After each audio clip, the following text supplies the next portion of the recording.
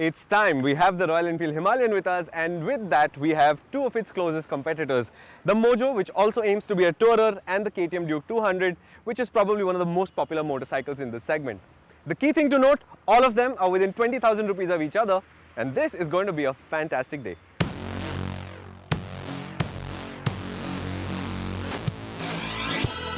Is this a direct comparison that results in a clear winner? I don't think so. The three motorcycles here are close to each other in price and they're close in promised performance, but I would find it hard to believe that a lot of riders will be struggling with this decision. However, I do think the Duke 200 and the Mojo are good motorcycles to set the context for the Royal Enfield Himalayan, which is for the moment India's only purpose-built affordable adventure tourer. Let us start with how they look. The KTM 200 Duke has been around the longest and it is a familiar design to our eyes now. It still looks uncompromisingly sharp and its array of up-to-the-minute equipment, radial brakes, upside-down forks and all that, it's still unrivaled. What I really like about the styling of the Duke is that it backs up its visual promise with performance. It looks sharp and fast, and that's how it goes as well. The Mahindra Mojo is a harder design to critique. The headlight fairing is imposing, the golden upper frame rails are distinctive, and the muscular tank is at the very least unique. But a cohesive or flowing design it is not. It does reveal top drawer equipment though, upside down forks and fetching gold, Pirelli tires, Spanish source brakes. The Himalayan shouldn't be able to keep up here. It's got no fancy equipment or bells and whistles really. But the Himalayan's designers have actually nailed the brief. It's a simple, straightforward design that attracts people with its direct, functional promise rather than anything else. The design, in fact, directs your attention to the next thing, which is to ride it and go chasing the horizon. I'm really happy to say that the chassis on the Royal Enfield Himalayan is super impressive. The first ride turned weird and we know this, the weather was bad and all of those things, but there was the sign of a very good frame in there. And now that I put about 500 kilometers on that bike in Bombay traffic, on the highways outside, on mountain roads in this area, I can tell you that that is a really well done thing because the suspension setup is beautiful. It's very comfortable on good roads. It's really good on bad roads. It knows exactly how to handle no roads at all, places like where we are at right now. And perhaps that compromises its ability in the corners a little bit, so it feels a little bit vaguer than most street bikes would, but I don't mind. It's a fantastic setup for Indian conditions. The question really is, does the engine match that level of competence that the chassis brings to the Himalayan stable?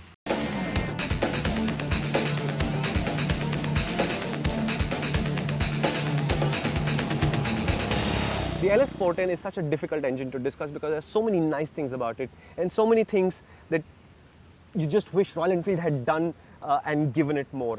And I'll explain that. For example, 411cc engine, how hard do you think an overtake, let's say you're already going 100 down the highway, how hard should it be to overtake something? Not that the bike struggles, but I think it should be able to do it much easier than what it does. I think it's a very conservative engine. It does move the Royal Enfield game on because this low level of vibration is not available on any of the other Royal Enfields. But you do miss more torque. I mean, the KTM Duke 200, for example, flies through traffic so hard and so easy. And this thing finds it a little more difficult. It has a laid-back mood, and I'm not sure why. It's almost as if they scaled the engine back down so it would fit into the existing lineup rather than stand out. And I do wish that it stood out, because if I were to tell you the shining highlight of the Royal Enfield Himalayan, it would not be the engine. The trouble with the Duke really is that KTM doesn't believe in calm motorcycles that appeal to a wide range of people. They like their motorcycles hard, fast and agile, and that can sometimes be too much to handle for some people. From this perspective, the Royal Enfield Himalayan, it's a teddy bear. Despite its imposing size, especially when you're standing next to it, this is a super friendly motorcycle. It quickly puts you at ease and allows you to get on with riding rather than worrying about it. That friendly nature is crucial from Royal Enfield's perspective. In difficult conditions, it allows riders to carry on. But more importantly, it makes accessing the motorcycle easy for people buying their first Enfields. Unfortunately, the LS410 cannot match the KTM's performance despite having over double the cubes. And it isn't hard to see why. Having owned a Duke 200 before, I'm very familiar with this motorcycle, and I have to say, riding it today after a long time back to back with these motorcycles, the lack of weight of the Duke 200 is actually a very intense experience. And it's not a small difference either, because this thing is 20 something kilos lighter than the Mojo, it's 40 something kilos lighter than the Himalayan, horsepower is about the same, and that manifests because it is such a responsive light motorcycles. In riding, you might actually think that, some part of these two motorcycles, like for example, the Mojo's rear wheel or the Himalayan's front wheel or something, weighs as much as this entire motorcycle.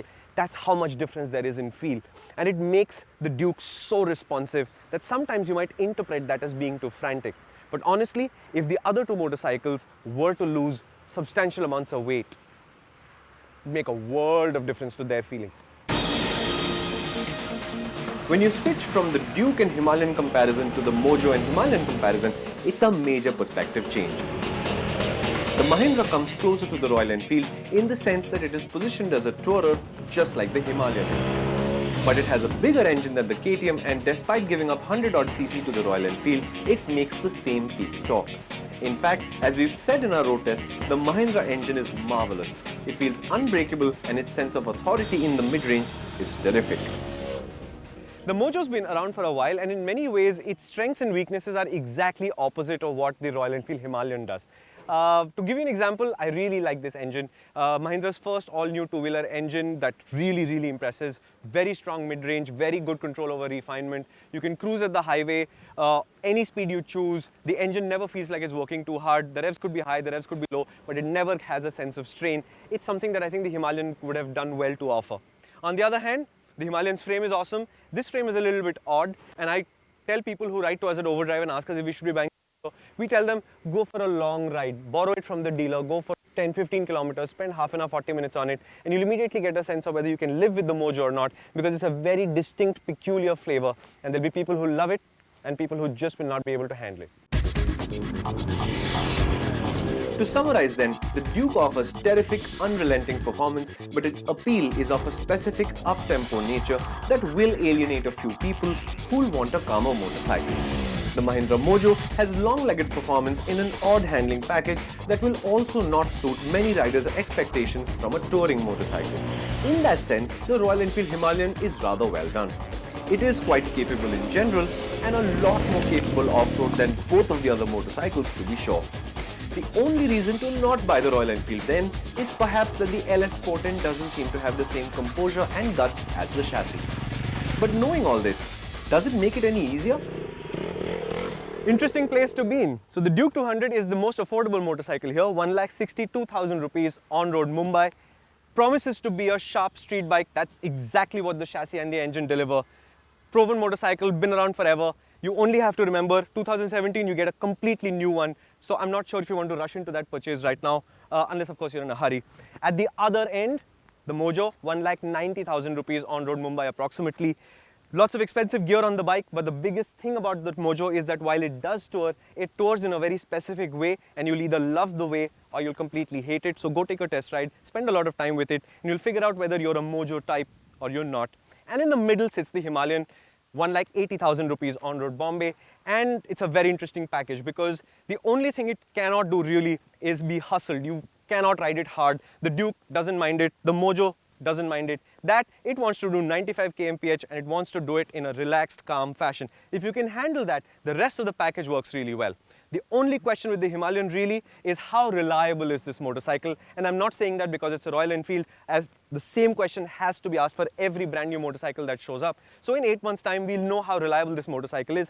I have no real reason to believe things will break because we've put this particular motorcycle through almost 600 kilometers of fairly serious abuse. It's held up really well, and that's really the only question remaining. Will this thing remain this good for a long time? And that's a story we'll come back to you, I don't know, in about a year's time.